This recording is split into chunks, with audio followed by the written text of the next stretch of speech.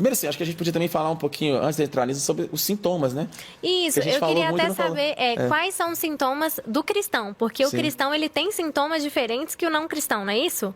Os sintomas do cristão, eles são iguais, mas ele fala de maneira diferente. Por quê? O evangeliquez, o pentecostalês, ele é diferente da linguagem, né? O crente tem uma visão diferente de tudo, né? Então, se você perguntar assim, já de cara para um cristão, às vezes eu sempre falo isso nas palestras, você vai aconselhar um cristão, falar assim, você está pensando em suicídio, ele vai ficar com vergonha de falar. Ah, não, se eu falar que suicídio vai pro inferno, né? Tem essas... não vou falar sobre isso não e tal. Vou perder minha salvação e tudo. Mas se você perguntar pro cristão assim, você ora para Deus te levar? Uau. Você tem orações, às vezes, assim, que viver... por que Jesus não me leva? Por que Jesus não volta? Isso, muitas vezes, é a ideação suicida camuflada. Às vezes a pessoa ela tem a ideação suicida, ela está pensando em suicidar, mas ela diz como o Elias. O Elias fez a mesma coisa na Bíblia. Em vez dele falar assim, eu vou suicidar, o que ele diz lá na Bíblia? Ele diz, basta, toma logo a minha vida, que eu não sou melhor do que os meus pais. Ou seja, a mensagem de Eugene Peterson diz assim, basta, eu sou um fracasso como foram os meus antepassados. Então, assim, o pediu para si a morte, o desejar morrer, o orar pedindo para si a morte, muitas vezes pode esconder uma ideação suicida. Então, o cristão, às vezes, a depressão ela tem dois sintomas muito nucleares, a perda de energia e a perda de interesse ou prazer, né? Então, essa perda de energia é você saber, às vezes, o que você tem que fazer, mas você não tem energia para fazer.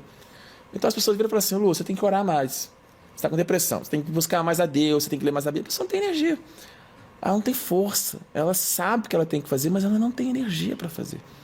Então, a depressão, ela rouba, muitas vezes, a força que nos leva às disciplinas espirituais. Então, a perda de energia, a perda de prazer. Então, a pessoa com depressão, às vezes que é cristã, ela começa até a questionar a fé dela. Como se ela não conseguisse conectar com Deus. Sim. Eu não consigo orar, Sim. não consigo falar com Deus. Ou, às vezes, até assim, será que Deus existe? Parece pesado falar isso, Nossa, né? num nível bem pesado, Bem pesado. mesmo. Mas assim, quantas pessoas que eu atendo, batizado com o Espírito Santo, vamos falar o pentecostalês aqui, tiveram experiências com Deus. Elias teve experiência com Deus. Ele teve várias experiências, foi usado para Deus para curar, para profetizar, para mudar. E ele chegou num ponto que ele questionou o chamado dele. Ele vira para Deus quando ele fala assim, toma logo da minha vida que eu não sou melhor do que os meus pais. Ele está dizendo para Deus assim, Deus, se tiver um plano B, cara, ative aí, porque eu não tô querendo saber mais esse negócio de ministério, não. Será que até Paulo, quando ele é preso, né, e tá naquela situação, e ele pergunta, né, será que esse é mesmo Cristo? Pergunta, né, se ele é o Cristo, será que, né, assim... Eu fico pensando, assim, o que ele sofreu ali, né? Isso. O que ele passou. Então, às vezes esse sentimento de impotência espiritual, de você começar a questionar, a angústia toma conta, né? Eu gosto muito do texto do Jeremias, no capítulo 20, lá no finalzinho, porque ele diz uma coisa muito forte que a gente esconde, né? Ele diz assim, maldito o homem que contou com a minha mãe que eu ia nascer. Aí ele fala assim, por que eu não fiquei na barriga da minha mãe para sempre? Aí ele diz aquilo que eu falei, maldito o dia que eu nasci, por que eu vim a esse mundo só para ver tristezas, desilusões. Então, assim, quando a gente começa a viver uma fé muito sem esperança, como a gente está muito triste persistentemente, às vezes, quem está de fora começa a julgar, nossa, fulano não tem fé. Nossa, fulano não está orando. Em vez de ajudar. Em vez de ajudar. Então, a perda de energia, a perda de interesse e a perda de prazer. Então, assim, o deprimido não vai à igreja. O deprimido não vai à célula. O deprimido não vai à reunião de oração. Lógico, num caso mais leve, moderado, ele pode até ir. Mas se ele estiver mais grave, ele não vai. Aí eu olho o papel que a gente tem como igreja, né? De acolher essas pessoas, de ter uma busca ativa. Às vezes é uma pessoa pesada, às vezes é uma pessoa difícil, às vezes é uma pessoa assim, que você tem que insistir, às vezes é uma pessoa que ela vai brigar com você, às vezes é uma pessoa que não vai aceitar a ajuda de cara, mas a gente tem que olhar com aquele olhar de Jesus mesmo, de ir um pouquinho além. Depressão também, Lu, afeta a memória, a concentração e a atenção. Então, às vezes a pessoa está lá, baixou o Glorify, tem lá as meditações, tem lá os textos, e ela quer prestar atenção naquilo, mas a mente dela divaga e tal, e ela fica, ai Jesus e tudo. Por isso que é importante assim, diversificar na depressão até as fontes de informação, né? Às vezes você não consegue ler, mas você consegue escutar a meditação. Às vezes você não consegue ler, mas você consegue escutar a oração. Às vezes você não consegue ler, mas você consegue conversar com alguém.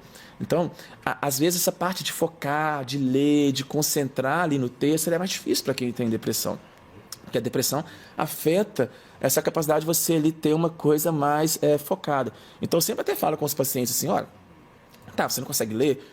Coloca a Bíblia falada, coloca um devocional, coloca alguma coisa que você acha que não está entrando, mas o Espírito está ali entrando e tudo. Isso. E a depressão faz com que a gente também tenha uma visão mais trágica, mais pessimista das coisas, né?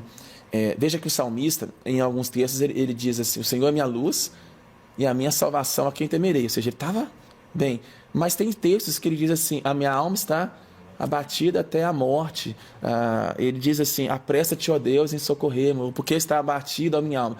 Veja como que o próprio Davi, que era um homem segundo o coração de Deus, ele passou por tantas essas fases. A pessoa com depressão, que ela é cristã, ela tem uma vivência mais pessimista das coisas. E alterações de sono e apetite, que eu acho que é muito importante a gente falar também. Hoje a gente tem uma geração de gente viciada em remédio de dormir. Quem não está dormindo, às vezes, está com depressão, já está triste, aí não dorme, o que eles vão lá e fazem? Toma remédio para dormir. Compra no clandestino, pega do vizinho, pega do cachorro, pega do não sei o que e toma. E aí ficam viciadas. E às vezes a insônia, ela é um sintoma de depressão, né? E as pessoas não tratam. Então, a gente tem que equilibrar isso, né? Então, a visão... Eu não sabia disso, que a insônia pode ser um sintoma de depressão. Aliás, só uma adenda aqui, o podcast não é sobre insônia, mas a maior parte das insônias não são primárias, ou seja, existem as pessoas que têm insônia, ela não tem depressão, não tem ansiedade, ela tem insônia. Mas, assim, a maior parte, em torno de 80% das pessoas com insônia, elas têm outros problemas psiquiátricos que estão causando a insônia. Então, a ansiedade pode causar insônia, aquela coisa de eu acordar no meio da noite pensando nos problemas, eu não consigo dormir pensando porque a mente está muito acelerada. A depressão, ela pode dar insônia, que é aquela coisa de você, às vezes, acordar no meio da noite e não conseguir dormir mais, ou ela pode dar também hipersônia, que é o excesso de sono. Normalmente, quando é o excesso de sono, todo mundo reconhece, né? Fulano está deitado, quer dormir o dia inteiro. Mas as pessoas não reconhecem que, às vezes, a insônia também pode ser um sintoma de depressão.